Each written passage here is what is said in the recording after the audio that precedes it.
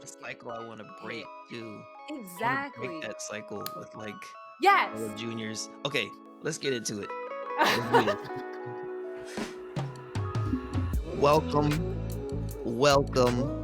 welcome back to another episode of the Lightdrop podcast, where it's just two friends talking creativity and beyond. And today is a very special day because today we're actually three friends talking creativity and beyond. We Yeah. have our very first guest joining us on the show, and this is someone who I'm beyond excited to have a conversation with, someone who I've worked with pretty extensively in the past, been in the trenches with, who I've experienced this person's talent, this person's kindness, this person's just literally the best vibes that you could ask in a coworker.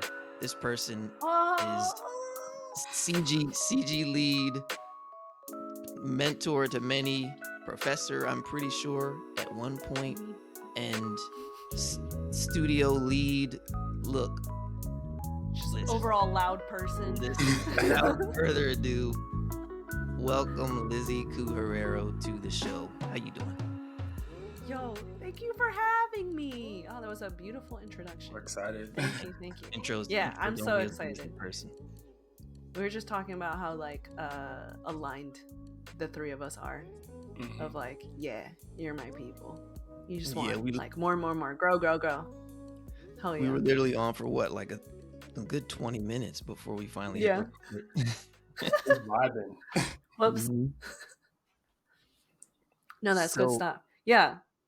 let's. But- I mean, we kind of touched on this before we started recording, but just take us back to like the why, right? Like whenever that was, middle The school, why. high school. Like, how did you pivot to art school and everything? You know? Yeah. Okay. So I grew up in like suburban Pennsylvania. And I think I learned kind of very early on that like good grades and being good at art were kind of like shields for me. So as we were talking about earlier, it's just like there were no fucking people of color where I was growing up. And I moved from New York.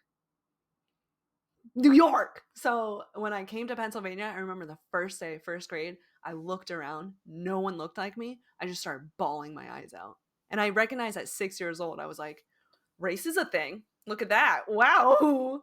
But I noticed like we had this one assignment in class where we're just all drawing, and suddenly everyone started surrounding my computer and they would say, "Ooh, you're a drawer. Elizabeth's a drawer." And like that was this thing that I just clung on to. I was like, I'm a drawer. And so I kept like drawing a lot and I tried to get good grades. And I remember even in middle school, like a kid was about to bully me, and then the head bully like stopped him and was like, "No, we don't, not that one."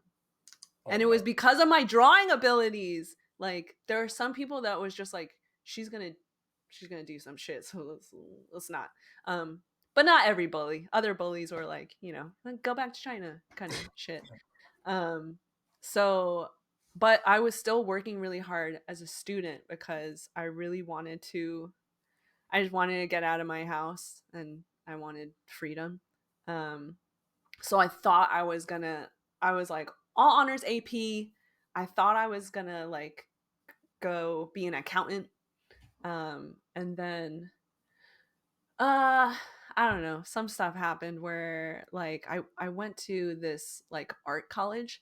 Pennsylvania had this amazing thing called the Governor's School, Pennsylvania Governor's School, where they chose 60 students in the entire state, and they were like dancers, singers, musicians, actors, and visual artists.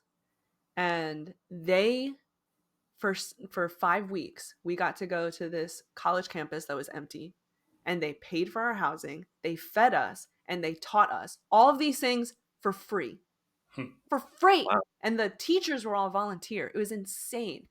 And and I feel like I had that experience, and I went into media arts, so I started playing around with like Flash and Photoshop and Dreamweaver, Oh my and God.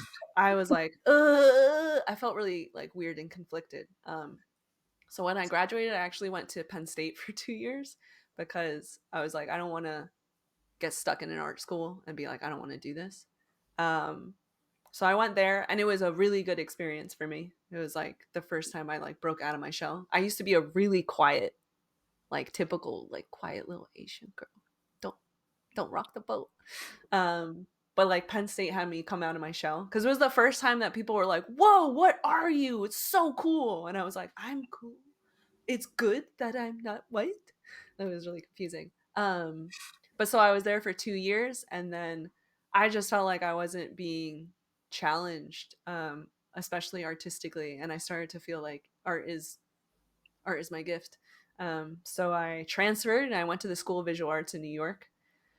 But because I transferred, I was like, I've wasted so much time. Fuck. And so I hit the ground running, and I was still trying to be like top of my class, blah, blah, blah. But I learned really quickly that like there were people that were better than me. What? I'm not used to that. It was like really funky. And I ended up doing my thesis film with three other buddies of mine, that I'm still really close with. I love the shit out of them. And it was a really good experience because when I first went to SVA, I was like, I'm going to make the best thesis film that this school has ever seen. Like, you're going to remember my name. I was so fired up. I've always been like this. Something to prove. Um, but when I met these friends, it turned into like, it was really fun working together. And it turned into this experience of like, what can we do? Like, whoa. And we all really like admired each other. And it was that ironic thing of like once I stopped trying to prove something and I just like enjoyed the process, then we got a fucking Student Academy Award, Student Emmy, and like it did so well. Um, and it was awesome. But then I entered the commercial industry, because we are in New York. And I thought like I had set myself up for success. I got the good grades. I was like high honors, like all these accolades. I got fucking awards out my butt. Like, it is not going to be hard to find work. Like, pish. Yes, it was. Mhm. Yes, it fucking was. It was so frustrating. I couldn't get a staff job for some reason. Like, I wasn't getting hired. I was occasionally freelancing, but I kind of put my eggs in one basket, and I really looked towards one studio because I really admired the boss, and I wanted so badly for him to like see my value and see my potential. Um, and it just like wasn't happening. I think the first year I made like 24K, and I was like, oh god, I can't live here. Like, this is a struggle. And there were so many times when like 3 4 months didn't have work, and that's the moments where you're like, should I be doing this? It's just so confusing because it's like, but I did the things. Like, what's happening? And like I saw other people around me like getting hired and doing well, and my own like thesis partners, like one was at Leica, another one was at Disney, and I was just like, what is going on? Um, I started to get like really salty and pessimistic. And yeah, that thing happened of like I went to some studios and people were like, "Look at you, you're so bright eyed. Like, just wait until that light in you dies." And I was like, "It's never gonna die. Like, you're dead. I'm not gonna die." And I like, yeah, I kept wanting. I was like, "I'll show them. I'll show everybody." So I was like, I'm gonna be a designer. I'm gonna do color scripts. I'm gonna do character designs. I'm gonna model. I'm gonna shade. I'm gonna light. I'm gonna composite. Like, I'm gonna do Yep. all this stuff. Um, and I did, and like, but because I like kind of had all my eggs in one basket, like I didn't understand my value. I thought I was like Mm. okay, and like I would be asked to come down on my rate, so I was just like, I guess I'm not that good. Um, but I'm also like, I think when I would go to different studios, I would always like go out to lunch with people, And like maybe this is weird, but I was always like, how do you feel about freelance for staff? Like, why would you do one versus the other? How do you feel about this studio? Are you happy? Like, I just asked so many questions. And it's from Re- talking to other people that um actually I was at Hornet, and I was with my buddy Christine, who I ended up starting a studio with, and Christine, another shout out June. Christine. Christine Kim, Hey, wait the a minute. best. What year is this? Because I'm wondering, like, around what time is this? I feel like Would this 2016, to okay, 2017, maybe. okay, yeah. Because Yeah, I first 2017. first time I met Christine was in 2000. Let's see, I was at Vayner, so it was 2018. Oh, you were there too. It was in 2018, and Mm-hmm. that was it's okay. So backtrack. Listening to your story is so interesting to me because I was like, it's almost like we had the same experience, but from different perspectives. Oh, Cause yeah, yeah, like yeah. because I was Yes. very much like when I was in school, it was like I was not the best like artist, but like I would look around at people who were like who my teachers would consider to be, the best in the class and who, all the people that got the internships and had Mm-hmm. jobs lined up before we even graduated kind of thing. It was like it was very easy for me to like just look at them and be like I can do that. Like I can do that right now. Like you could replace me in any of those positions and I could like excel. Like I had that kind of like confidence, but it was Mm-hmm. like I didn't see those results. So it was that question, like you said, that I just kept asking, like, what is it? Like what's missing What am I or like missing? what's yeah, like Mhm. what's the Mm-hmm. difference here kind of thing. And Yeah. and my first position was actually like it was like an academy position, so there were like a lot of juniors Ah, that I kind of came up with. So yeah. there wasn't that like that element initially like you had where you had a bunch of seniors kind of like, hey, you look forward to this. Like it was still very much a balance of like a lot of juniors with that energy and that excitement and Oh, like good. everything. Yeah. But then I would say like a Like year and a half competitive. went by and I went back to New York and fast forward like I said to 2018, which was the first time I worked with Christine. Mm-hmm. She was the first person I worked with who was another lighter who I was just like, Mm-hmm. yo, like I'm trying to be like that when I Mm-hmm. progress in my career because she was so good. She made it look so easy, and it was just Yeah. like it looked like she just Just strolls in with her coffee. She's like, yeah, exactly. It just easy. looked like she just like just really enjoyed it, but it was like it didn't stress her. You know what I mean? Like Yeah. it, Yeah. like Yeah. you just got those vibes from Christine. So yeah, shout Yeah. out Well, she Christine. also had blonde hair. So she had everyone thought she was from California. But but yeah, I told her, and I think Ozone, my rate, I kid you not, they jumped out of their seats. They like jumped backwards and they were like, no, no, don't do that. And I was like, what?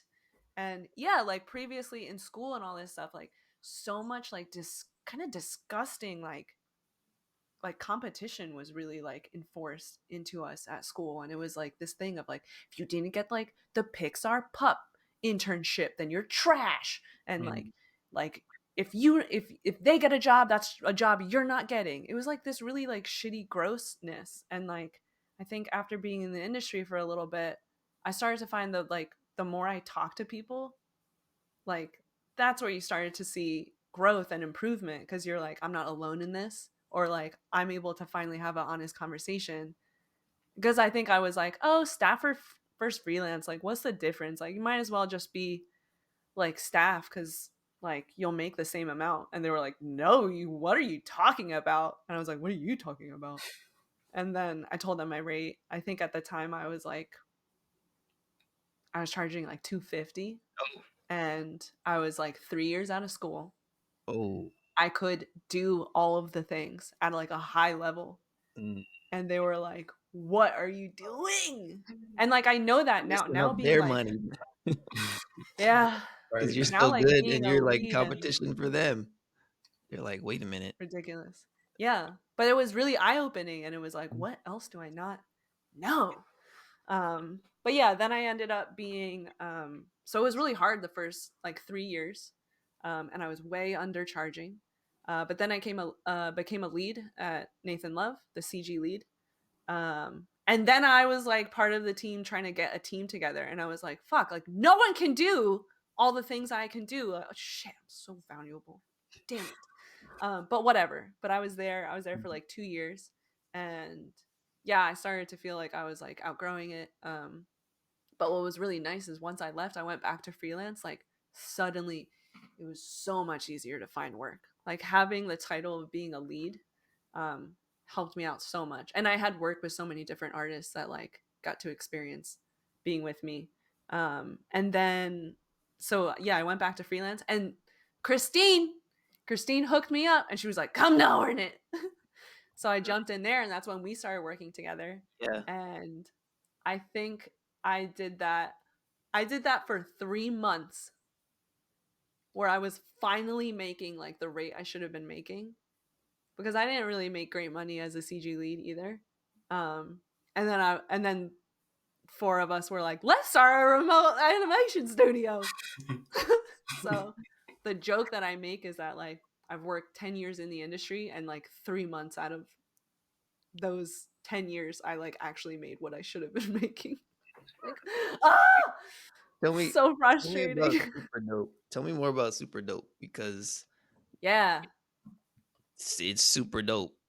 Jeff, Ah, thank you. I actually didn't send. I meant to send Jeff some of like the ice cream shots specifically because, like I said, that's my favorite. But Oh Jeff, hell yeah. just like brief background, Yeah. Super Dope is like it's honestly like it's just got a vibe to it that's like that just it just feels right. Like from the Mhm. standpoint of like Ah, this is like like this art. isn't yeah, like it's like art, but it's still but you guys still manage to like work with other collaborate with like other studios and everything like that. Mhm. Like tell me that from like your perspective from the standpoint of like also kind of making the work that you enjoyed making but then Yeah. balancing that with like the commercial side of things and stuff. Mhm. Well, so at the point of making super dope, I had also taught for 2 years at the School of Visual Arts, and like I love teaching. Oh my god. And my partner Eric had also been a teacher. We had both also been leads. He is a super talented artist as well, and also is more technical. So he's like very much like a pipeline dude. Has freelanced at different studios, just like setting up their pipeline. So having come from the point of like being a lead and a teacher, starting a studio made a lot of sense. Like there was a lot of things that came naturally to us. Um, but another thing is that like, so we started the studio. Eric and I started a studio with Christine and Damien. Christine and Damien, married couple. Eric and I, married couple. And we became friends kind of around Hornet times. Like Christine and I got like really, really close. And we just started to notice in each other, in the four of us, that like y'all are making artwork outside of work. That's really incredible. And like we don't have to prompt you. We don't have to be like, hey, let's do this thing together. Like you're gonna make art on your own no matter what. I don't have to change anything about you. So like what if we made stuff together?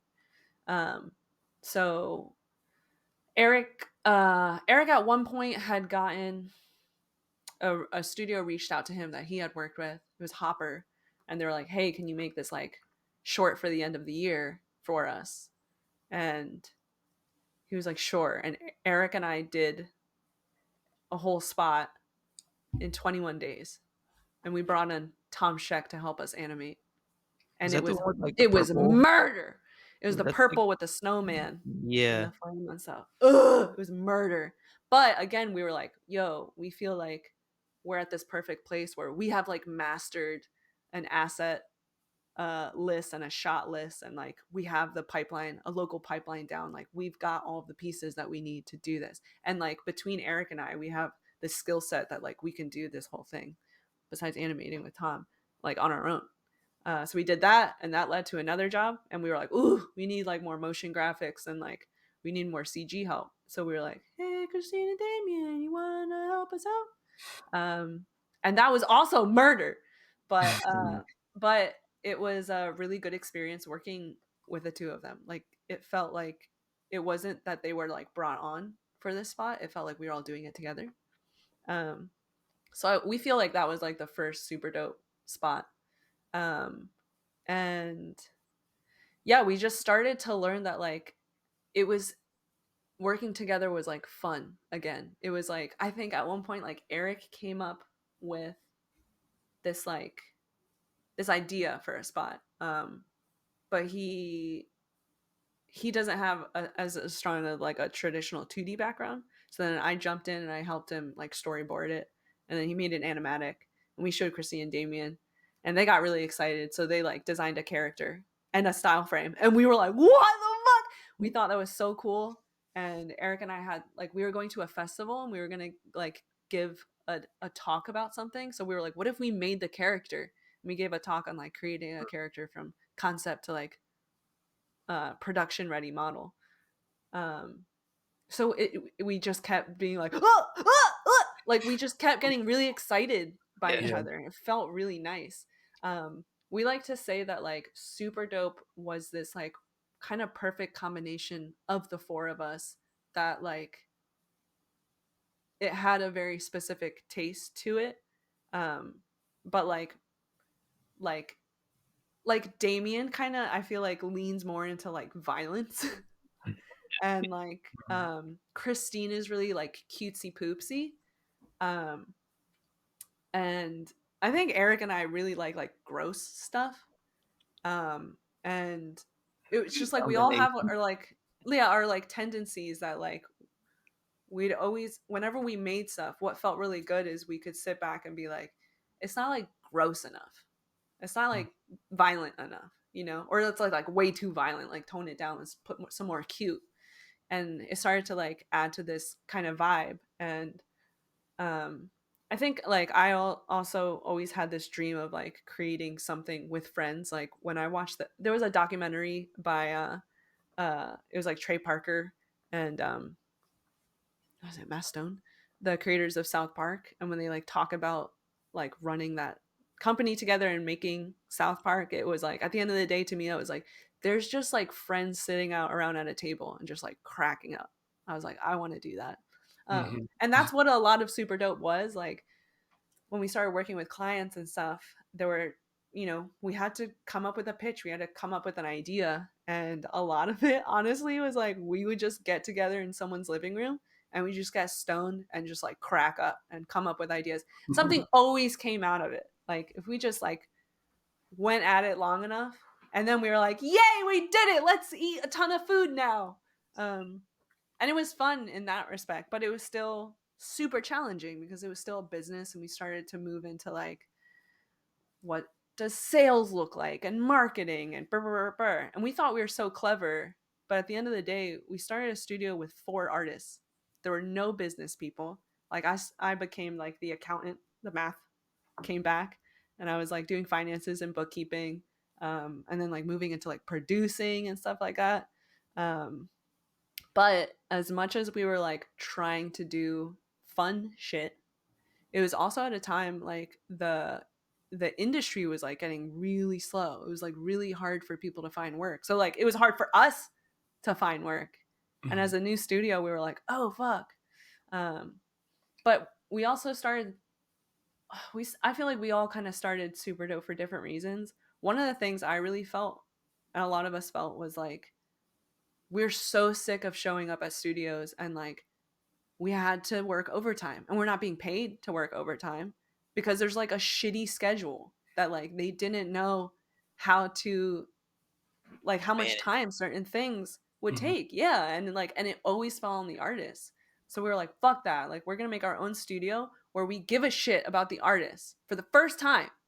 So like we would have artists and like it would be after, 7 o'clock and they're still doing stuff. And we would be like, yo, get off the computer. Like, I'll talk to you tomorrow. And they would be like, no, no, no, it's okay. And we're like, no.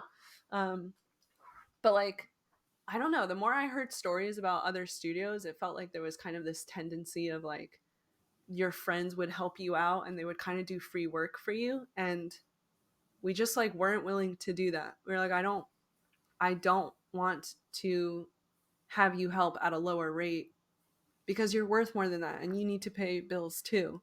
Um, and yeah, a lot of people were like, I would have, I would have like given anything to like work on a short with you guys. And it, yeah, it was like hard to balance this. Like, how do we be good to our people, but like try to like steer this ship? Um, and eventually I ended up leaving Super Dope. Mhm. Uh, it was like I think like a year before I announced I was leaving. I had to sit down with my team and be like, I don't know what's going on. I know I have depression, but like I can't stop crying, and like something's wrong. And they were all really sweet. They were like, what can we do to help? And so we kind of tried everything. I was like, what if I do more managerial stuff and I don't work? We're like, okay, let's do that. And then that wasn't working. And then Chrissy and Damien were like, what if we like rearrange, because they came out here to Portland and they bought a house. So they were like, what if we rearrange like this part of our home to like be an office, and like a couple of times a week, like let's all get together so we're in the same space. Like maybe that will help Lizzie. So he tried that and wasn't working. I still was like, ugh. Mhm. And yeah, and I just felt like I just like wasn't mentally in a good place. And another thing that happened that I just felt like my team was not dealing with is like a lot of that emotional baggage of, for me, is that I've carried from Pennsylvania is like being someone that like you don't see yourself in the rest of the industry. So like I've had so many experiences where there's just so many like microaggressions towards you that Mhm. like I was at a studio one time where the like the I don't know, artists would just like walk in, they say hi to all the dudes and like not acknowledge the women. Or I was in another studio where they like come in and they're like, hi, I'm a new freelancer, what's your name, what's your name, what's your name, doesn't say anything to me. And I'm like, hi, I'm also an artist, what, I'm Lizzie, what's your name? And it's just always like having to like be like, I'm an equal. Mhm. Yeah. um and like Tough. and if you are someone that doesn't look like anyone there, I felt this weight of like, if I do a bad job, then like they're not going to hire any more women, or they're not going to hire any like Yeah. Asian women or Spanish women or anything like that. And it was like this pressure that I just feel like um it was a lot to carry. So when we moved across the country, released a short, started this studio, I had this voice in the back of my head that's like, it's not enough. Like Mhm. someone's, because people have also said like just shitty stuff to me of like in high or at SVA, someone like to my face was like, the only reason you get good grades is because you're a hot girl. And I was like, fuck, dude. What does that So I mean? was like, someone's gonna say that like I like rode someone's coattails to make Super Dope and I don't deserve what I'm getting. And I just was just like, it's not enough, it's not enough. And like when I talked to my team about it, they were like, what, don't think that. Mm-mm. They're just like, that's, don't think of that. But I'm like, that's not helping me because you don't Yeah. understand like why this is going on in my head. Mhm. um but it just constantly felt like something's wrong and I'm not doing okay, and I feel like I, no matter what I do, it's never going to be enough, kind of thing. And it was just heartbreaking, you know? Yeah. Yeah. I mean, that kind of ties into like, like what we were talking about before we went live was like kind of how, and I imagine also too is like your sensitivity to, or your kind of attention to, like even if it Hmm. wasn't necessarily um like super focused, because when we're all getting started in our careers, we all get thrown into that like workplace kind Mhm. of frenzy, you know? And Yep. Mhm. even Yep. as artists, that that initial like passion that got us into it just like almost inevitably fades, and it's kind of, Mhm. it's kind of like I said, it's kind of a product of just the culture, I guess. I don't know if that's the right word, I think but so. I Culture have in a our society. yeah, Yeah. exactly. But I feel like, based on, what you just kind of explained through that timeline of your career, and also through kind of what we were talking about before and how you mentioned how you love teaching. I imagine that's kind of why. Am I right in thinking that, to where like the reason you love teaching so much and kind of communicating to junior artists and everything is because it's like you see that pattern in you, but you're I also don't kind want of them to struggle realizing like that me. yeah, Yeah. like you're realizing that it's Yeah. also not you, right? It's like Mhm. all these other things that are going on that are like Mhm. impacting us and driving us to be something that we're not, but Mhm. it takes a while to kind of fall into understanding that and seeing that in yourself, and maybe feeling the way you felt, and feeling something missing, and like Yeah. asking these questions and stuff. So Yeah. yeah. Well, I feel like the main thing is that like when you're going through it again, like because it's so competitive, it would be very isolating. And I unfortunately as a kid, like I I started to see other minorities as my competition because it felt like there was only one seat at the table for someone who's different. So like anyone that is a minority is like I have to beat them. And so when I did get to the place where I was at Super Dope and I was struggling with these things, I felt like there is no one I can talk to about this stuff. Like I feel so alone. And it felt like I had climbed this mountain, but I had like crawled over all the people that I would want with me here, Mhm. you know? And that was really eye-opening, and it took like starting to talk to other people, specifically like people of color. I started joining like mixed race communities. I started to join like Asian communities, especially like after the spike in violence against Asian Americans. And I started to just hear a lot of the things I was feeling like said back to me. um, and I felt way less crazy. And yeah, people were like taking care of themselves, kind of like reevaluating life. And so I decided to take a break and like stop working. What? For like the first time in my life. And I had to leave Super Dope and freelance for a little bit to like accrue money to be able to take time off. And when I finally stopped, I felt like I had crossed the finish line to a marathon, and I was just like crying. And I was like, Mhm. it's over. It's over. I made it. I was like, oh my God, I made it.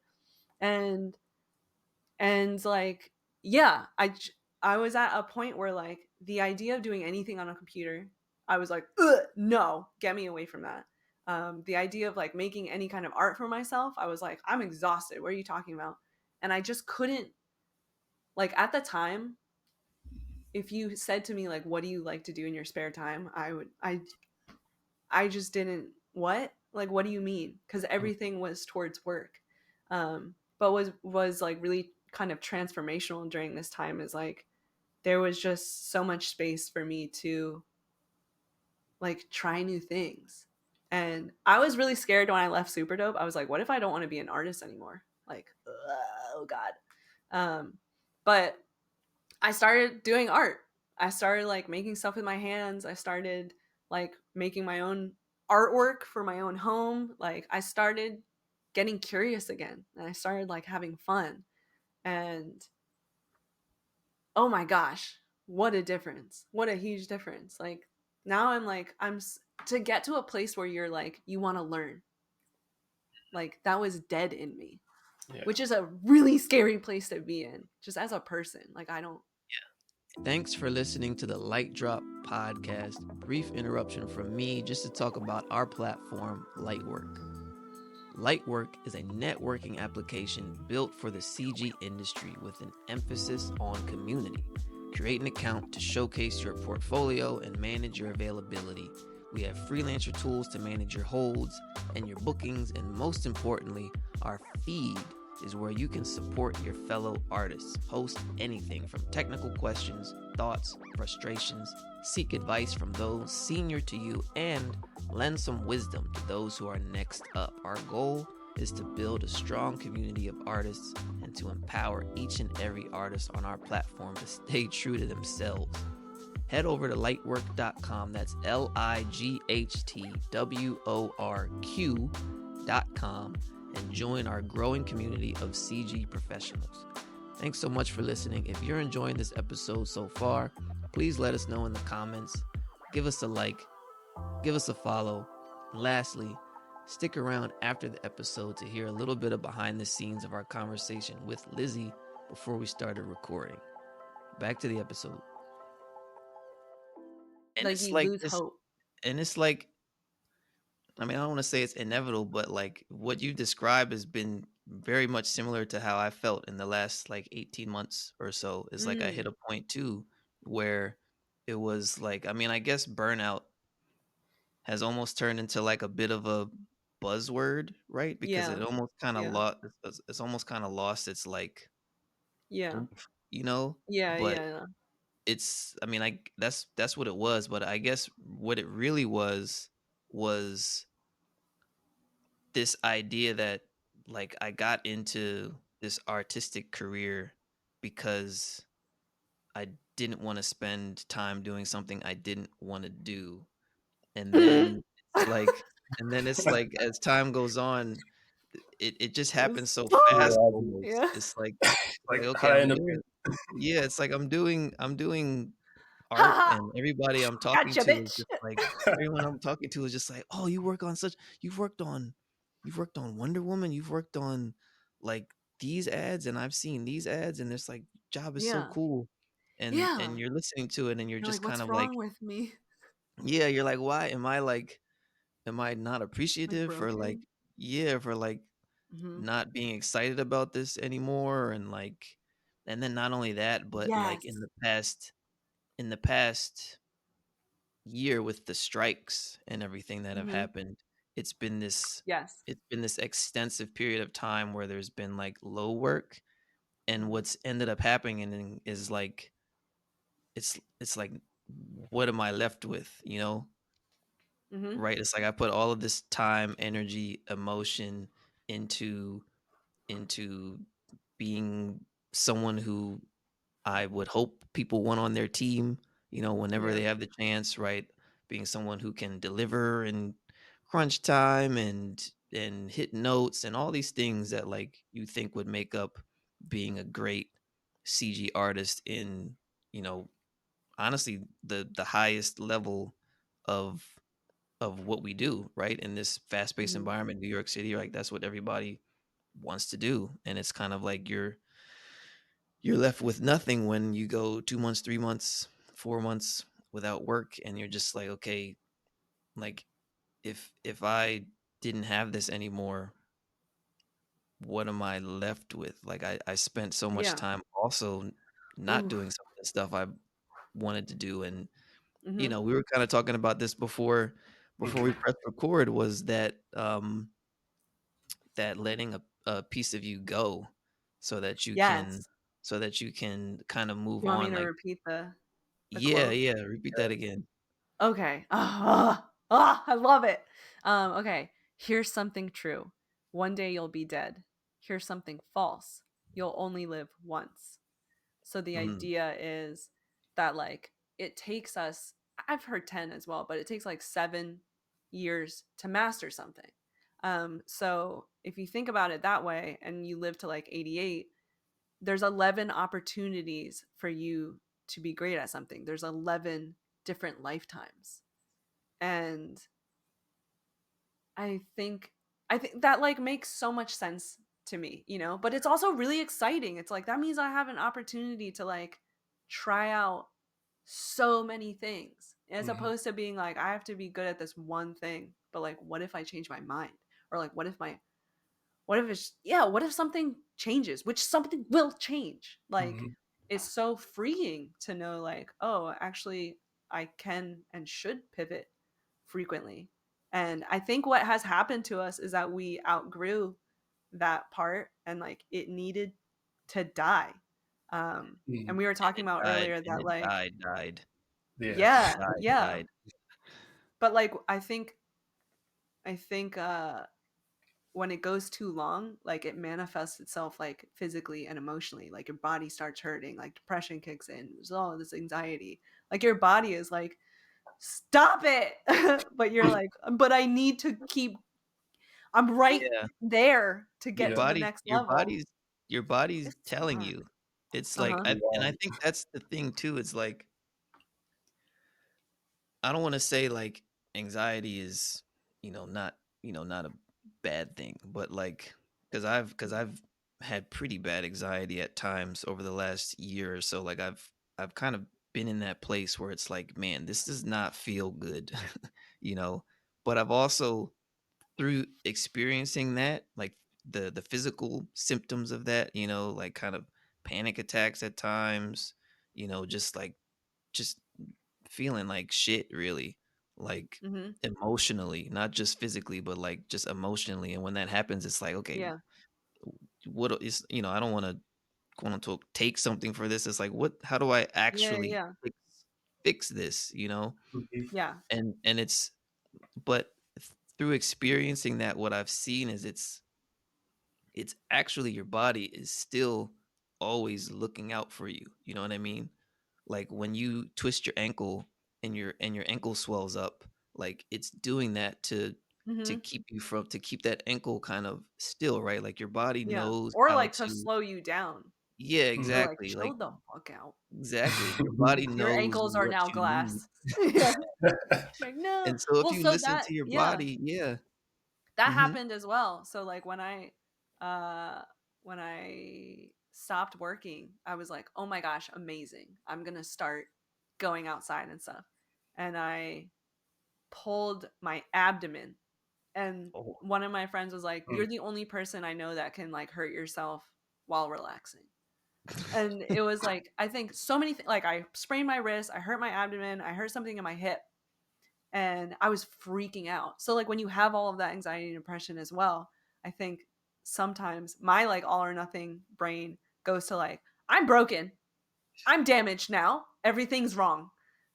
But I went to see my doctor and I was like, "Why is this happening? Is this 30? Like what is going on?" And she was like, "You just explained to me that you've been working like 24/7 at a computer and you just started moving your body. Like, of course this is going to happen." And I was like, "Oh." And she was like, "You've got to move like way slower. You can move forward." I thought I was broken. She was like, "You can move forward, but you got to go way slower." Mhm. And I was like, "Oh, okay." So I feel like that was also applying to like life of like, yeah, I want to find my life's purpose and like what brings me to life, but like I couldn't do that. It like took little steps of like, "Ooh, I want to take a comic class. Yeah. Ooh, I want to do this thing." That's 10 years of that momentum of just go, go, go, like, in New York Yeah. City, and it's like Yes. it's That's why it's we hard left. to shut that off. Mhm. Like Exactly. like, That's our habits. yeah, it's a It's how habit. we operate. Yeah, yeah, yeah. School even in college, like you Yep. just explained, like, in that competitiveness in SVA, it's kinda Mhm. similar at SCAD as well, is Mhm. just like, you know, people are going to Yeah. big studios and everybody's goal is relatively the same, and it's this impression that if someone gets the position, then that's a position that's taken from someone else, and Mhm, so mhm. very quickly, like, it doesn't take long for you to just slip into that competitive working, like, not artistic nature of the Yeah. thing that you're supposed to, like, enjoy doing. So you do Yeah. that for 10 years, 6, 7, 8, 9, 10 years. You Yeah. can't just turn it off. like that. No, it's so hard. It's so hard. Mhm. So a lot of my break was like me just like panicking of like, I'm not being productive, I'm not being productive. Ah! Mhm. Mhm. But like, so we left New York because we were like, I don't want to be around this vibe of like work at all costs. We moved to Portland because mostly because like the vibe we got from Portland was that everyone was just obsessed with their craft. They're just huge nerds about it. And it can be super specific, like pickling things, but they love it. And we were Mhm. like, that's a perfect place for super dope. Let's be around people who are obsessed with what they do and they really value like work life balance. And so when I was going through kind of this period of my life, I met someone who like quit working. One of my buddies like quit working as a commercial artist so that she could work on her own graphic novel. And then another buddy who was a tattoo artist quit because she needed to take a sabbatical and kind of like reconsider stuff. And like I think I started to really gravitate towards people like that because to me, like they didn't seem behind. They seemed like they were getting onto something that was like a superpower. I thought it was like really, really brave that they did that. And still to this day, like I was so hesitant to take a break because I was like, it's gonna stop my momentum. Ugh! But I think what it did is like I see it as like I was swimming in the ocean and I finally stuck my head out and I was like, wait, I don't want to be here. Yeah. Fuck. Like Yeah. yeah, it totally slowed me down, but at least I was able to be like, no, that way. I want to go that way instead. And I feel like I was able to learn like so much so fast. And I have huge fears of like I don't want to fall into old habits that like got me into this in the first place. Um, but I just feel like the act of like letting yourself like play around and have fun, like I feel like there's no going back when you Especially come once from you such a felt like that starved. emotion, Mm-hmm. that negative emotion around it, you're just Mm-hmm. like literally nothing's worth that. Like once you felt it, you're like, I'm not gonna put Mm-mm. myself through that again. Like No, I'm no, over it. yeah. And you know? hopefully that comes from a place of like I love myself and like I want a Mhm. good life and that shit is not a good life. Um, Mhm. but like things started to click when honestly some of the things I've been doing lately, so I'm trying to make more content and like put stuff on YouTube, and a lot of that is like writing, making stupid little graphics. Like I 2D animated a character like slapping her butt, um and like making banners and stuff. I feel like I'm in middle school again, that I'm like decking out It my guild Well, in it feels Neopet. so good though too, like, because 'cause you're just Yeah. Yes. like you're doing your Like, own little yes, arts and crafts. exactly, and, like, no one gives a shit. This is not Exactly. amounting to anything, but it's just like, like, Mhm. and, like, that is such a oh, I'm like, when I found that, I was like, "Oh my gosh," like, I'm still here. Like, Yeah. I'm The inner alive. child. You're Yeah. healing the inner It's child. the best feeling. It's Hmm. the best feeling when you're making some stupid shit, and it's just like it feels Hmm. good, as Yeah. opposed to like I'm gonna make this, I have to post it on Instagram, like I hope it gets likes instead of That's like I'm I gonna mean, make a that's art interesting, joke. like, dude, we're literally, like, kind of, like, mirroring each other right now because we 'cause Yeah. we're making, like we started Hmm. posting, we started the podcast, of course. We're posting on like, we're trying to post Hmm. on, what, Instagram, and I don't even think we are kinda posting on Instagram. We Hmm. started with the motions, right, of it all, where we're like, "Oh, we need What to do we have look to at what do? other people are doing," and we're just like, "Oh, let's Yeah. let's post here, let's do this, let's do this, let's do Yeah, yeah, this," yeah. and then you quickly realize that, And then you're like, like, no. that's a job in and of itself, Yeah. like, that's Hmm. like, Yes. consistently, and you're just like, this is what I'm trying to not do, and it's like, it's just weird to find that to, like, find that Yo, balance I'm in where a you feel like list. you're moving forward, Yeah, yeah, yeah. but at a pace that you're comfortable sustaining, right? Because it's Hmm. like otherwise you're just gonna fall, like you said, the same habits. That's Yes. been something that we've been struggling with too. Yeah. So I made a list for myself when it comes to like making content. that is like a way for me to like check in and Mhm. like move past my initial emotions, and it's Mhm. been really handy. One of them is uh did you have fun making it? And if it's not the case, then like trash. Absolutely Mm. not. But I think it's like, did you have fun making it? Did you feel like it was real? Um, do you feel like it could help someone? Like these kinds Yeah. of things that are kind of, they're like my Bible of like, these are That's these are my check boxes kind those of are thing. like yeah, those are really good. I came across one recently from I watched this video, um, I believe it was Chris Do who Of course. was interviewing someone, Hmm. someone who's, like, really active on LinkedIn, and he was talking about how when he writes a LinkedIn post, he tries to make sure that his post or whatever it is, his writing in general is always in his voice, right? Like you should be Hmm. able to cover the picture, like the profile picture, and be able to say, okay, exactly who wrote this. And he says one of the things that he does, and I started doing this and I've really enjoyed it, is he says that before he writes anything, he puts dear son before, and then at the end he puts love dad. So like everything Oh, that he that's writes so amazing. everything he Yeah. writes is like essentially For him. this letter for his son, like he's communicating to his son. So Yeah. he uses Ah, that's a terminology strong that's why. very simple, and Hmm. Yeah. and and then he Oh, removes it at the when he's ready to make the yes. post, and he says to just for whoever that is for you, like whether Hmm. that's mother or your brother or whatever. I wrote I, out who that yeah, person is. Yeah. like, I've started kind of I've started trying that as if I was writing it to, like, the younger version of, like, myself. Like, Yep. if I was, Yep. like, teaching someone or something like Mhm. that, and I found that it just makes it feel so much more freeing as you're writing it, because 'cause you're not trying to, like, impress or trying to write something that you think someone else will like or, Yeah.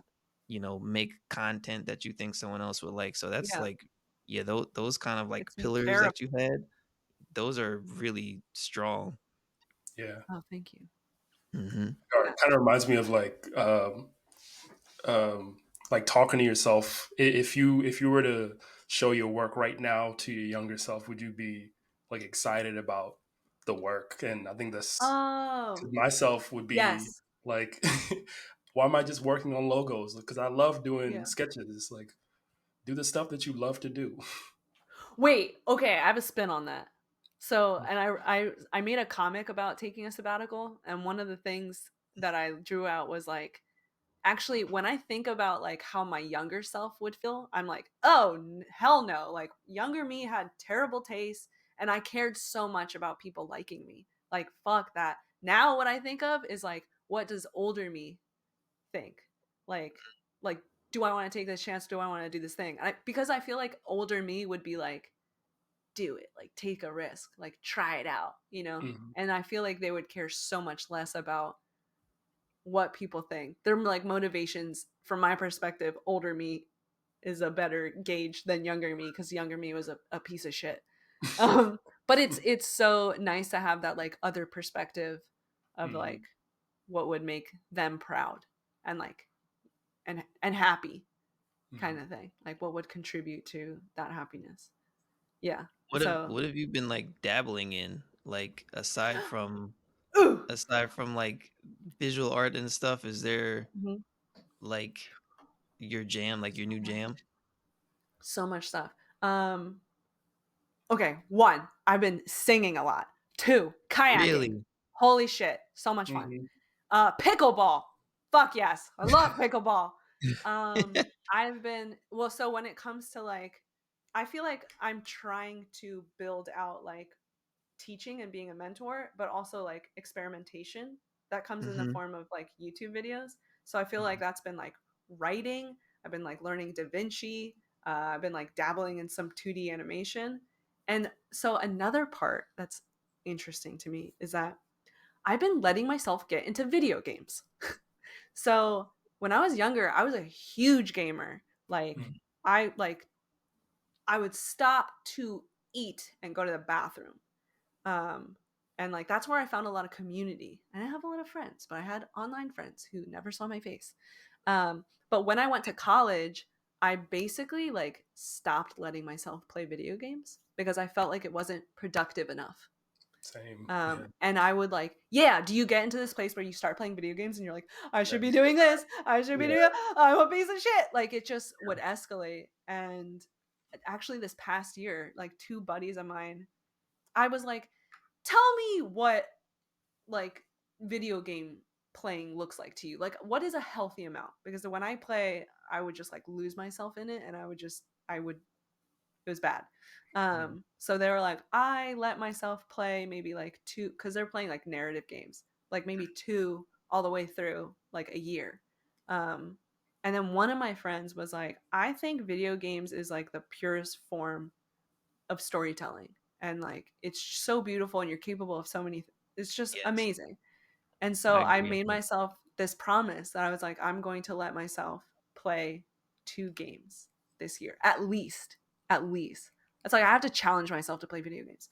Um, and so I've been playing Power World. Have you heard of this? It's like Pokemon with guns. Oh, Yes. I love That's a it real so much. thing. I love it.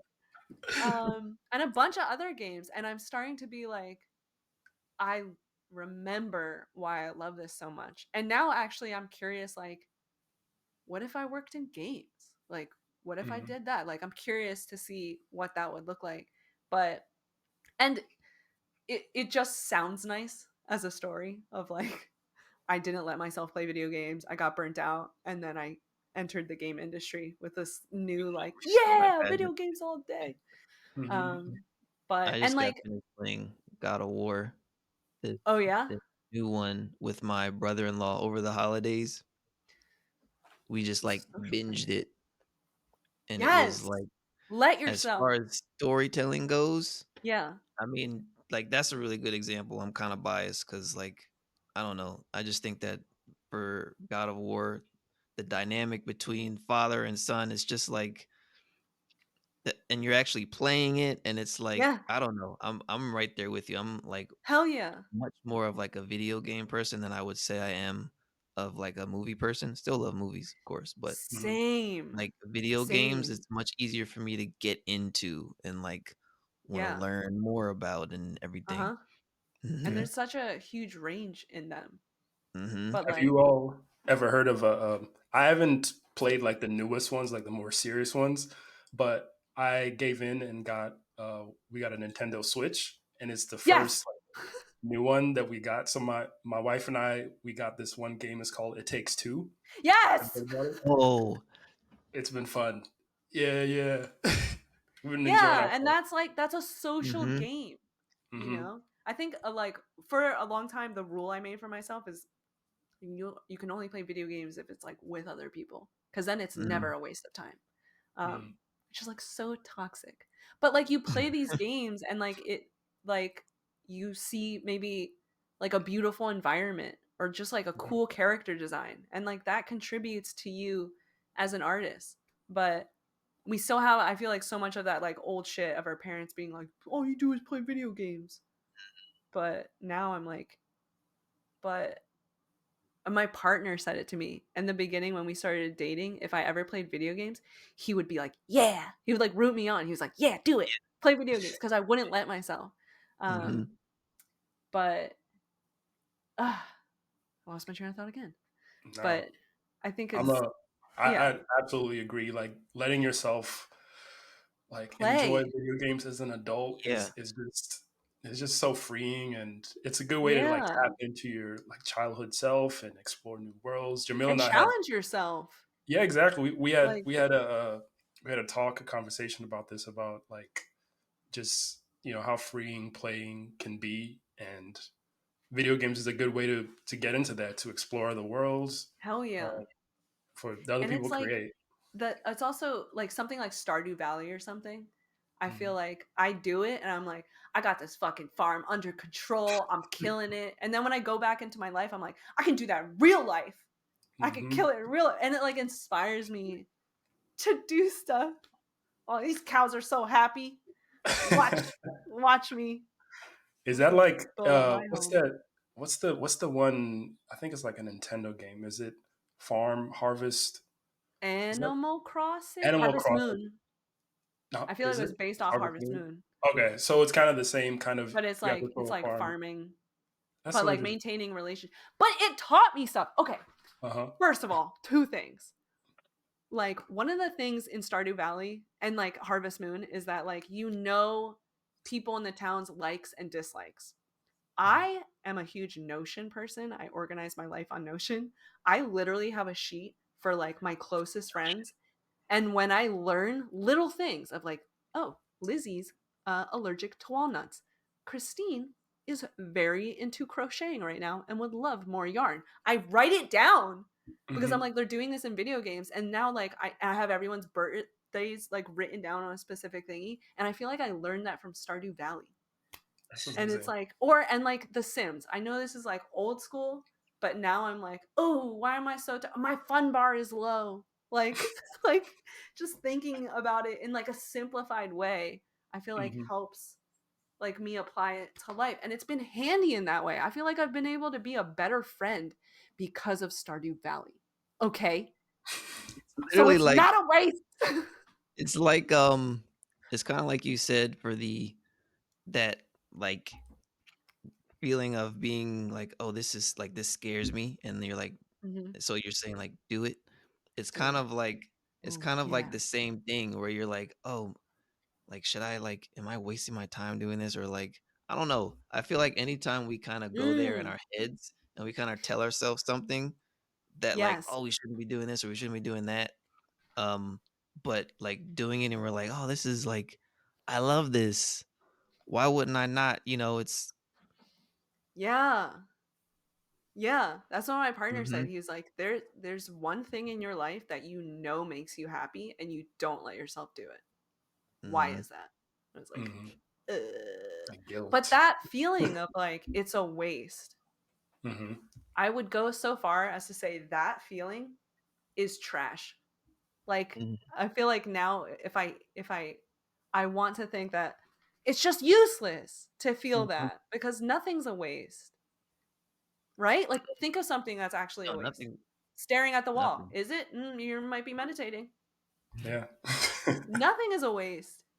It's because we're So so like precious with that. everything. We were talking Yeah. about that Mhm. with like networking and stuff. Cause like Yeah. a lot of people are frustrated with the like recruiting process, especially like juniors and stuff with like reaching out to Hmm. recruiters and sending your demo reel here, sending your demo reel there, Yeah. emailing people, trying to like I remember when I was trying to get like my first booking and like, all these things that I was doing that wasn't returning anything, and I was just like, I wasted all my time doing this. But there was like I No. can literally Yeah. think of nothing like even years later, there's been there's been like correspondences that I've had where I've like looked back and I'll be like, wait a minute, I thought that I was Yeah. at I completely forgot I messaged this person Yep. like 8 years ago, asking them about this, and it's like now it's kind of like coming like you have to kinda let time play out, and it's Yeah. so easy to see that nothing is wasted, so, like, if you've Yeah. You're had that planting experience seeds. yeah, if you've Hmm. had that experience, then it's much easier for you to just let yourself do it and not worry about something coming back right away, like, Yeah. felt good for me to do it, so Yeah. it Well, must have been good. I don't know if that comes with like time and age, but yeah, I can like very much feel this like shift that like a year Mhm, ago I would feel really precious. Now I see really random opportunities and I'm like, let's plant some seeds. Like mhm, Hmm. someone, a stranger somehow like came across my LinkedIn and was talking about them taking a break. And I just reached out and was like, do you want a Zoom chat? And she was like, okay.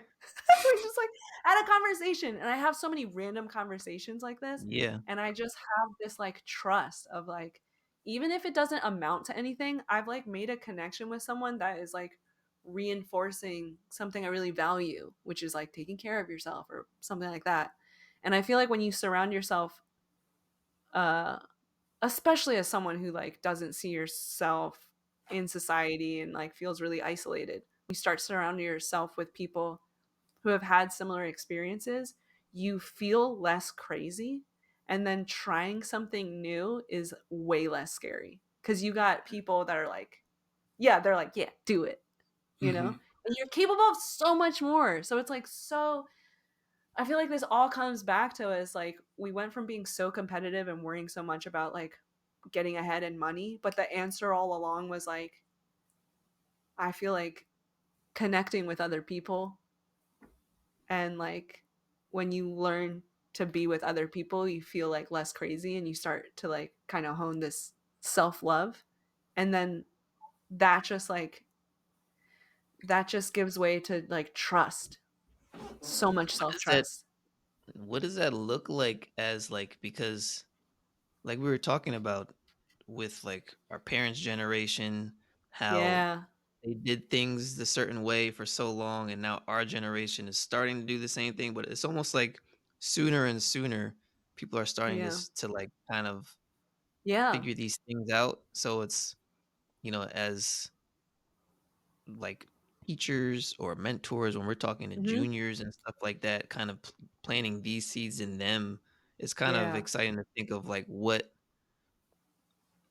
like, I think of the jaded seniors that I met on my first day, and I'm like, what would the industry look like in 8 years' time when those seniors are who are the juniors now actually went through the whole time, like, being conscious of making sure that they enjoy their time and, like, Yeah, I right. think that, like, offices and I mean, a lot of stuff is remote now, but just, like, Hmm. office kind of environments and spaces and collaborative kind of teams, I feel like could look way different in the future with these junior artists actually kind of getting these gems now, which is like, Yeah. I want to feel hopeful. What's also been really tricky and what I saw in like teaching at SVA is that like they I think it's like good and bad. They are like mm, so much more self-aware and like open to the effects that certain things are having, which is so great. They're like they really want to take care of themselves, they want to do better. But I feel like they're also a little stunted socially because of some social media stuff and growing up in certain ways that like I think I don't it's going to be like they'll have certain things that we didn't have, but I feel like they don't have some things that we have, which really sucks. And I don't know how it's going to like turn out. But Leia, a huge part of me teaching is like I don't want them to struggle with the stuff that we struggled with because we learned it. Like, let us fall on our faces so that you don't have to. But also, like, you can't learn that shit without falling on your face. You words just don't don't teach. listen. Yeah. Words don't teach. So it's, Yeah. I think it's a combination of that, and also what people want from the get-go is starting to change too, right? Like when we were Mm. getting started, at least for me, it was very much like, oh, I just want to work on the coolest stuff. Like I want to work on the cool movies and the cool Yeah. Super Bowl commercials Yeah. and this, that, and the third. And now I feel like, they like those movies and stuff. I'm thinking about like middle school kids right now, like middle school, high school. Like they're not looking at like movies like that. They're much more looking at like social content and YouTubers and things like YouTube, that. So I'm TikTok. like, what are Yeah. they actually gonna like want from the Yeah. onset of it is gonna look way different to like Yeah. what we wanted out of a career, like an artistic Yeah. career. So it's I also hear kind of that important yeah, go ahead. I hear that they are like way more focused on work-life balance, like straight out of school, which I've Mm, heard from some studio owners that's like, "What the fuck are you talking about?" Like, no, like Yeah. we all had to suffer kind of thing, which I hate Hmm. that. I hate like I suffer, Yeah. you should suffer.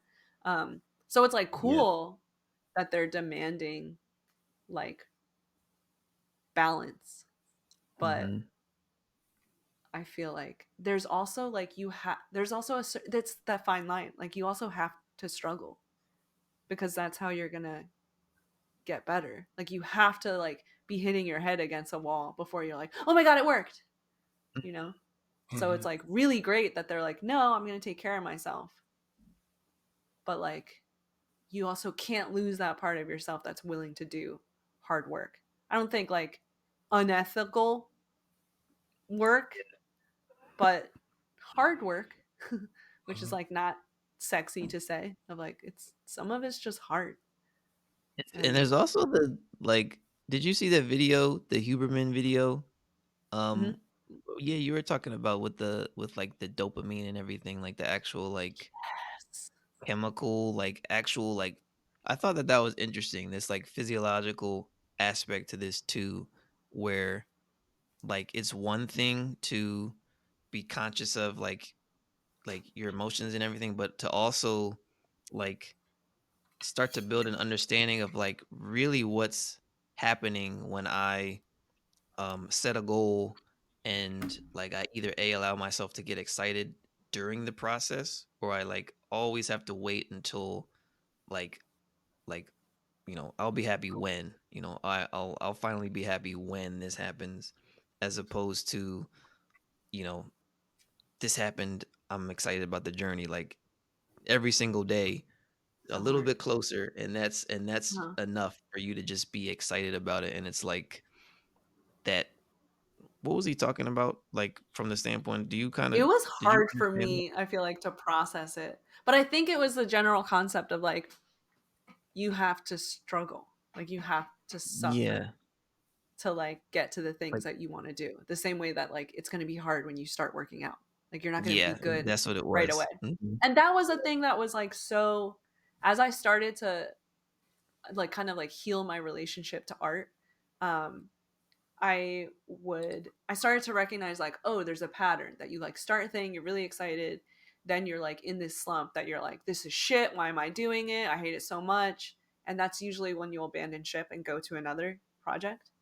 Mhm. But I feel like if there was more community where people are like, I'm in the slump, like it's an accepted thing, we're all going to be in a slump, it would be easier to work through it. That's what has helped me. Like I'm lucky that I also have like an artist partner that like when I'm in the slump, I'll say like, dude, I don't know. I don't know about this. And he'll be like, I felt that way with this project. And like there's little ways to get around it. There's tools. Like one of the things that we have been focusing on lately is like if you're in a slump, especially with CG, that it's like you want to design it and you model it and then you shade it and then you light it and then you composite. Like sometimes the whole point is like to finish it. So like instead of sticking to the way you're supposed to do it, like get to a thing that makes you excited. Oh, okay, we're good. I've never seen it before. We're Oh, good. We're we're good. just talking so much. But yeah, it's We're like going too just hard. don't have to do it the right way. Like get to a thing that gets you Yeah. pumped enough to like get you moving again. But I wish so badly, and this is what I'm trying to kind of wrap my head around is like, is there a way to have a community where people are working together and they speak up and they talk through these things so that maybe more experienced artists can be like keep going or like maybe it is time to quit on this one, maybe you don't like it, like but like have a conversation, get out of your head.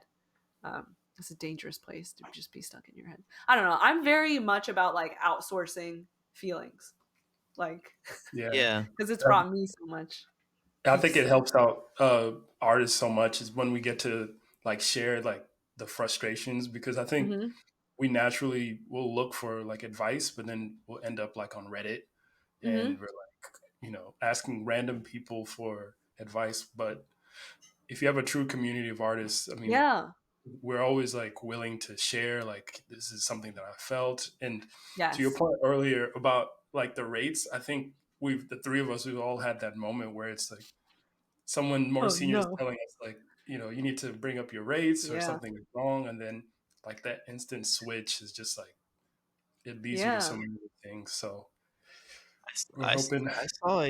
I saw a post this week that was like a mini rant from someone who was talking about how Love. like the conversation around all the work that we're doing is like it's so fat, like it's almost non-existent. There used to be a time where I don't know, I think about like a movie like Interstellar or like one of Mhm. these seedy VFX movies comes out and people just talk about the process and like the kind of like innovations that were made and like kind of the new strategies that they use, Avatar, stuff like that. Like we don't have that at all anymore. It's like we spend all this time working on these projects and it comes out, it's on YouTube and we talk about it for like 20 minutes and then no one even like thinks about Yeah. it. So it's just turned into this like machine of like people aren't Yes. even really worried about the end product as much as it is just literally just this product. It's like Mhm. there's no conversation and subsequently what's happening is it's like there's no passion anymore. It's like Yeah. or at least it's like stunted, so that was like his Yeah. mini rant. He was just like, are we going to see that again? Like Yeah, what's happening? where is everyone at? Yeah. Mhm. And I think that's what Super Dope provided us for a long time. It was like we finally had this like small community of artists. We all respect each other a lot and we can like actually get into the nitty-gritty about these things because we've like created a space for it. But yeah, at this like time now, it's like how my question I keep asking myself is like how do you create a community like this that still feels personal and you can Yeah. have like real conversations because I don't know how. I just don't know Yeah. how to do it. And yeah, and outside of this, it's all like highlight reel stuff. And so you like expect it to be easy. And so much of like what I want to tell younger artists is like, it's not easy. Like it's expected that you're gonna be like, fuck, and Mhm. like good when you get to that point of like, oh shit, be like, look at that, I'm a real artist because I am hating this. Like it's Yep. a good sign, Mhm. but it's hard.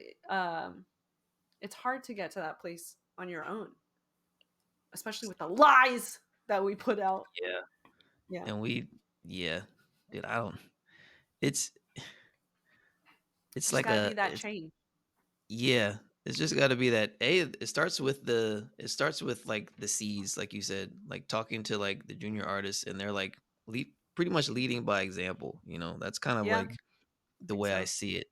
And I think one of the big things too that's starting to change um, is this fixation on like how good my work looks as far as like how I'm Mm. trying to relay my skills to people. It's like I don't want you to just judge me on my demo reel. Like I Yeah, also do this in my free time. Like, yeah. how like I this is I'm how a I can also be person. a huge asset, yeah, to your team, like Yeah. kind of thing. Oh, wow. Hello. You're back? We're going too hard. We're going too Podcast hard. Podcastle can't handle the convo. Yeah. It's too hot. Whoops. Look, well, But Lizzie, do you have how are you on time? I know we went for about an hour and a I half. think I could have like another 10 minutes, but should probably start yeah, wrapping up.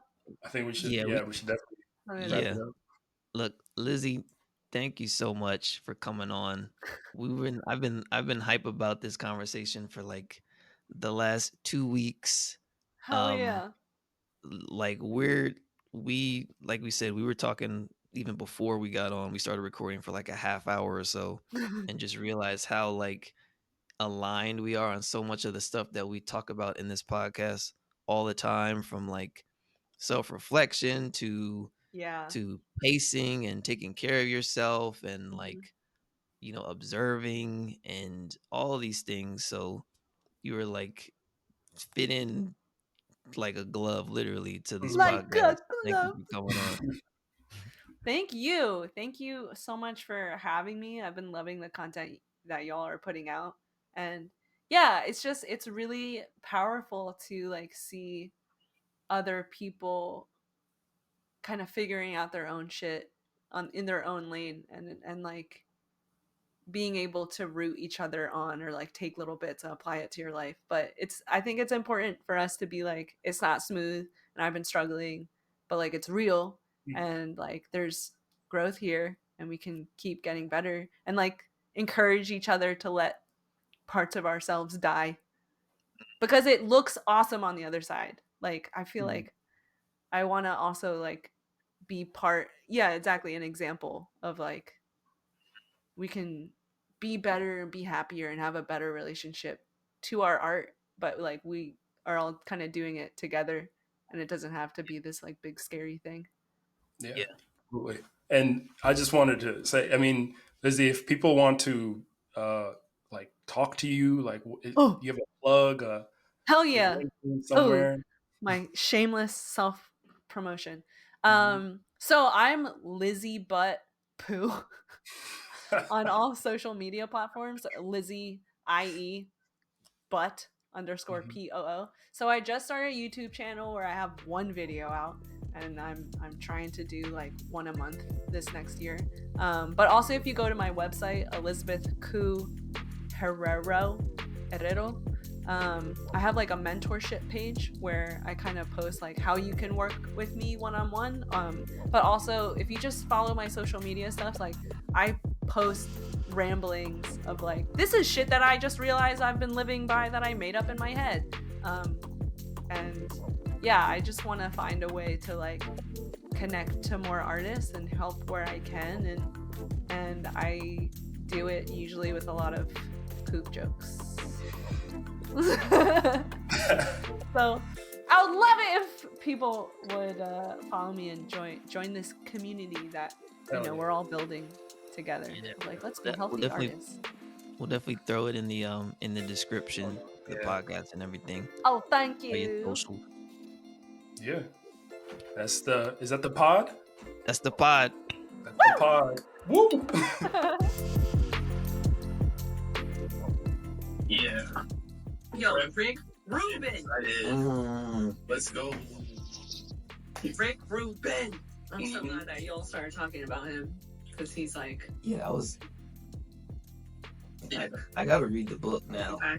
I didn't read the book Yes. still, or listen to the book. Do you like the audiobook? Yeah. Yeah, the Yeah. audiobook's good. And when he reads it, it's so like, it feels like a hug. Like, oh my Yeah. God. Yeah. Sometimes he just like whispers, and you're like, this is really relaxing. Yeah. Yeah. But Rick. he knows. Stop it, Rick.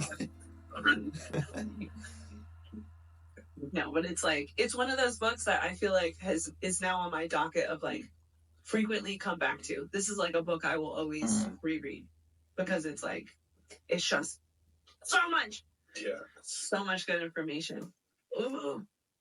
Could talk about Rick Rubin all day.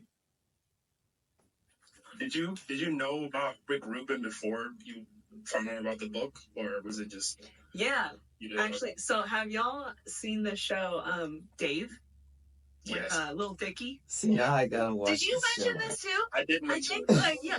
Oh my gosh, the show's so good. It's like so wonky and weird, but it's like just fantastic. And yeah, they like make reference to this dude that is like basically an artist coach. And I think occasionally like me and my partner would share interviews with him in it, and we're like, this is really insightful and like applies to us. And then when the book came out, we were like, oh hell yes. We were so excited. Oh my gosh, it's so good, and like just very inspiring. I feel like now I'm in this weird lofty place where I'm like, I want to be the Rick Rubin of visual artists. Like that would be sick. it's gonna That's the happen. vision. Yes, That's the vision for that's what I sure. want. Yeah, I'm gonna grow a long white hair and just look like a hippie. I would love that. I love his look. He just looks like he's just chilling. Like he's just happy to be there and Like barefoot. yeah, Yeah. he's walking. And like his priorities are like, He's It almost doesn't like matter. an enigma, like we were talking about. Like if this was like if like life was an animated movie, he's just like this like genie almost that people just kind of like summon almost. Like I remember just hearing about him in like college, but I never saw him. Really? Like I didn't have a face Oh, to yeah. put to like they were just like, oh yeah, it was produced by Rick Rubin, and in my head, Yeah. some other And producer he's like kind of this thing. old white dude. Yeah, and Yeah. then I saw him, I was like, what? You? Yeah. Yeah, but like he just it's like he has so much he feels very grounded and at peace with like let things happen, but like certain ways to tap into things. But I feel like a lot is like acceptance and like a lot of exploration. Just for like really encouraging you to like have fun again and be curious. That's just I feel like really needed now when like there's just so much shit going on in the world, and being an artist is such a like commercialized contract worker thing.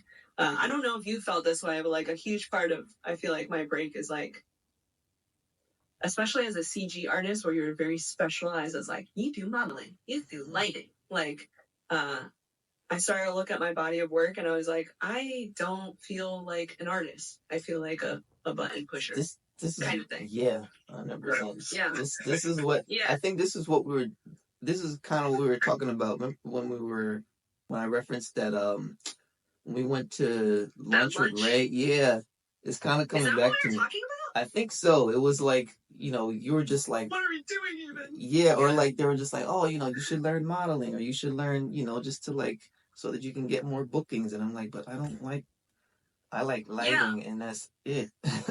Like I don't want to learn. But no, everything turns into like, how can I make more money? How can I be more hireable? How can I look good? And then you're like, but art at the end of the day is supposed to be a form of self-expression.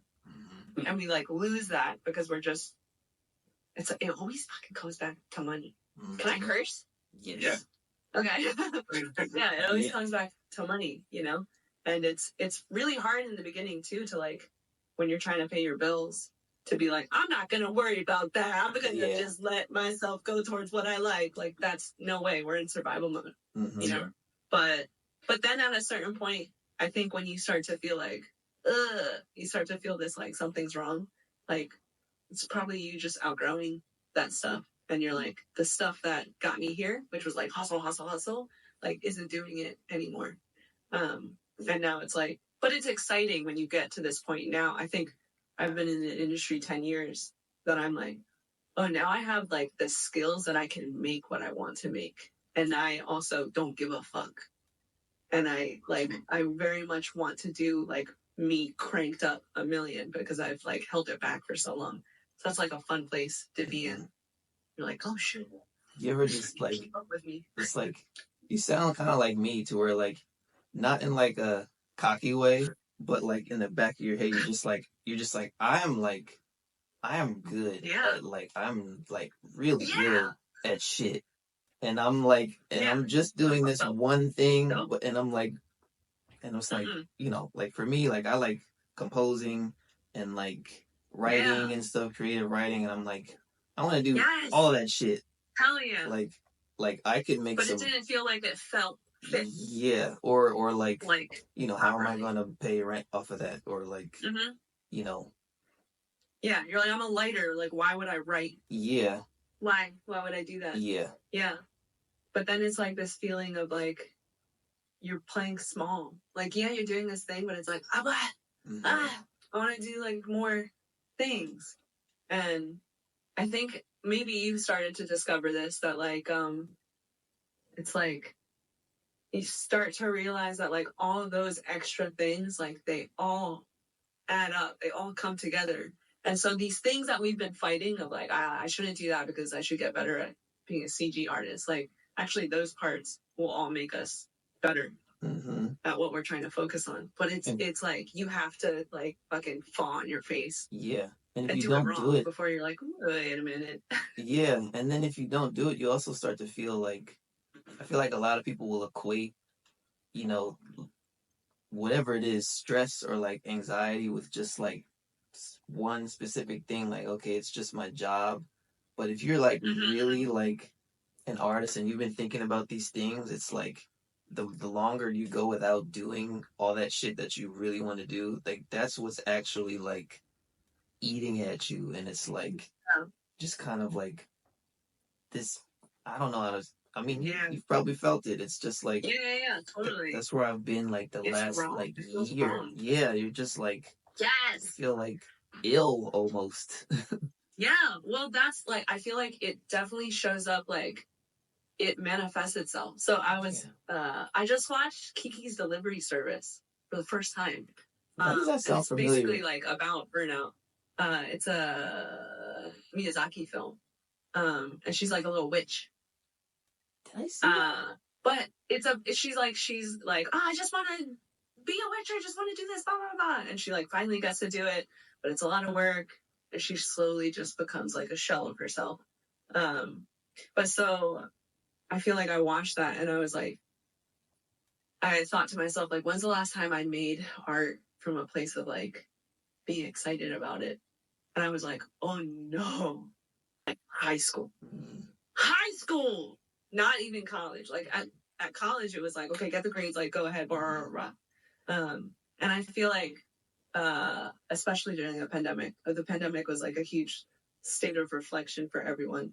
I think it started to show up in anxiety and depression and just feeling like something is wrong, like your body's just hurting. I think it was just like because like the things that you were doing just didn't serve you. They weren't like feeding you properly. Yeah, so it's like I feel like those were all signs. And I think it went on like way too long. Oh my gosh, I heard this amazing quote. It was like this idea that, okay, wait, I wrote it down. So the quote is, here's something true. One day you'll be dead. Here's something false. You'll only live once. So the idea, and I heard this from another podcast from Bossy with Tara Reid and Katie Getty Tossan. I'm going to say it wrong. So the idea is that like it takes us about like 7 years to master something, right? So if you live to like 88, you'll have 11 opportunities or 11 lifetimes to be amazing. But it's like people don't let themselves die so they can move on to the next thing. And when I look back at like the period after high school until now, like I think it was like 15 years, like it should have died so much earlier, but I just like kept trying at this thing that wasn't working, which was just like banging my head against the wall, like work. I felt like I essentially jumped from like startup to startup.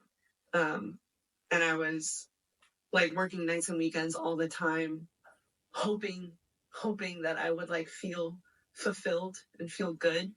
And it just never happened. And my anxiety and depression just got worse and worse. And I started to notice that like, I was like lashing out at my friends. And then I was like, ooh, this is a problem. Like, there's no ignoring it anymore. Like, it's a problem. I'm having a difficult time just like living my life, you know? And I love that idea that like let yourself die and like move on to the next thing. And it seems like y'all are like on to a next chapter. Like, let that other part of you die. We're trying. Kind of thing. Yeah. Yeah. It's just like. That's such a good point. Because a lot of people get frustrated with that. They're like just constantly fighting. Like I thought that I was gonna go into industrial design, and I spent like most of school just being like, I gotta learn this thing because I picked it as a major, but like I didn't like it, and I switched back to graphic design, and I've loved it so far. Yeah. It's like well, now what's really popular is like this idea of like embracing a quit or something, or like failing and stuff, but like it is so much more of a pivot. Like people don't want to feel like they failed and they like did it wrong. But so part of that quote that I heard about like you only live once, you only die once kind of thing is Oh, damn, lost my train of thought. No, I'm with you. You know what I think it is? I think there's like, there's also this aspect too of like, for so long, things have been done in such a way that in such the way that they've been done from the standpoint of people going through their careers and staying in a career for long, and the idea of you getting a job and and you would And that's it.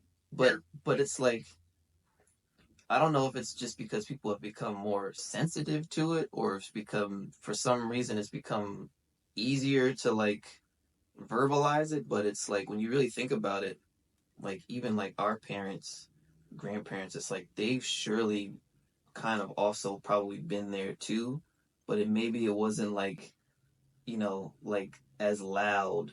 You know what I mean? It's like I don't know like what a good analogy could be. It could almost kind of be like growing up. I know that there's a lot of like jokes, and comedians will talk about like how their like grandparents used to like beat them or whatever kind of thing. Like that was like commonplace. But like you think back to it now, it's like that wasn't cool. Like you know what I mean? To like hit a kid, like, and everybody would kind of agree with that. Now I feel like that's kind of the same thing with like work and like working 40 hours a week.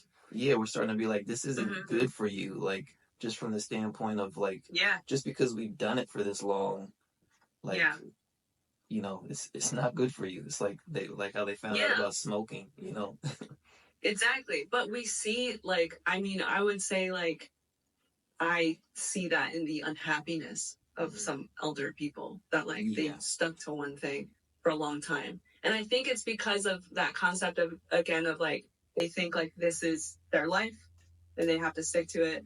And like, they could have, or like, it would have probably benefited them to like do some kind of pivot at some point because you keep changing, like it's never gonna, the same thing is never gonna work for you always. Otherwise, like, you're dead inside. Like, I'm also very like pessimistic. I'm like, if you're not growing, you're dead. Like, damn. But yeah, it's really exciting to be at a point now where I feel like I started to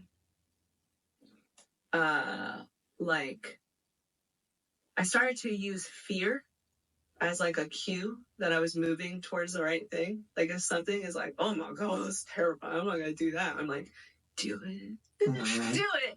Like, that's just like, it's something that's telling me it's outside of what I usually did, kind of thing. Or sometimes it's like even anxiety towards something, because you still want some kind of struggle, right? So like lately I've also been writing more, and sometimes it's like this daunting thing of like looking at a script that you're writing, and you're like, I don't know if it's gonna come out good, my voice is gonna sound stupid, and it's just gonna be all over the place. But it's like that, like, the dread and the anxiety of that, like, now is kind of the right kind of struggle that I'm like, yeah, do it, go towards it, kind of thing. That's just like, that didn't exist earlier. And because it didn't exist, I just kind of kept at like I feel like low hanging fruit is like, look really good on paper, do impressive, like typical CG stuff to show off your art, but like don't lean into the weird things that don't they don't seem like they're gonna amount to anything. But they always do. I think too, like, I don't know how old y'all are, but like, I think in your 30s, things are starting to make more sense. Like, I had a lot of like anger in the past of like, I did this and this, and like, for what, kind of thing. Like I was like a straight A student as a kid. I was like all honors AP. I thought I was going to go to like an Ivy League school. I ended up going into art. And like, I was really mad for a long time about that, because it was like, I really sacrificed like a social life to be top all the time. And it like really added to this anxiety of like perfectionism and always being the best. But now that I'm at a place of like kind of reconsidering everything, I'm like, things are starting to finally click into place where I'm like, I think that stuff taught me how to be like really disciplined and good at like getting shit done. It's like, I feel like I heard this line somewhere and I really gravitated towards it. When I was younger, I thought like, I really like math. I was going to go into being an accountant, and then I was going to do art on the side. I was going to be but it was going to be secret art. I was going to get really famous and people wouldn't know until I died. Kind of thing. So stupid. But I ended up going the art route. And then like, now I'm really attracted to this line that's like, work like an accountant, think like an artist. And I'm like, I can do that. Like, I finally, all the pieces like are clicking and making sense. And I'm not angry about like wasted time. Now I'm starting to like kind of chill out and like sit back and be like, it's all, it all had a comes purpose. together. Yeah, see, we're all three of us are like, dude, hit record so we can like, so I mean, shit, we haven't been recording yet? No, because I feel like that we were just rolling, but I think. Oh, I'm sorry. Oh yeah, it's not even 11. No, dude, literally we do. This is what we do every week. We'll get on and we'll just talk, and then we'll be like, oh shit. Yeah. Oh my gosh, I'm so glad though that like you knew it as soon as we were like talking over lunch. It was like we are aligned. Yeah. On this shit. Yeah. And sometimes you talk to people and they're like, okay. They're like, I don't know, they're almost like bothered by so much like self-reflection. They're like, just like shut up and do your job. Kind of it's thing. Kind of like, and I'm like, you're not my people. Yeah. It's like they're in a tunnel almost. And it's like it's almost like literally like you can kind of like see it. You know what I mean? Like if you like really look at certain people this way. Yeah, like you can see that they're just in this fog. That's very much just like this is what it is. I remember I've said this on to Jeff before, but I remember like my very first booking was at Brand New School, and it was on do you remember that eclipse that went over North America for like the first time in like a bajillion years? Yeah, I was on the Nathan Love roof. Yeah, I was on the Brand New School roof. That was that was the first day of my very first booking in New York. And I just remember that week. I just remember like I was the most junior one there. I wasn't a junior, but I was the most junior. Yeah. And I just remember looking around at like all the senior artists, and I just saw just something different. I was just like, they're all just like, this might as well jaded? Be. Yeah, they're all jaded. Was it that? And I was like, uh-oh. First come in. It was like, wait, and they all made fun of you because it was like, oh, look at you. Yeah, you're all exactly. You're so excited, and they're like, just wait. You're just gonna get beaten down. Don't you just wait? And I was like, what is wrong with you? Like, what the hell? That's what you're gonna like introduce me to the industry with? Just like, and that's the cycle I want to break too. I want to break that cycle with like all the juniors. Okay, let's get into it.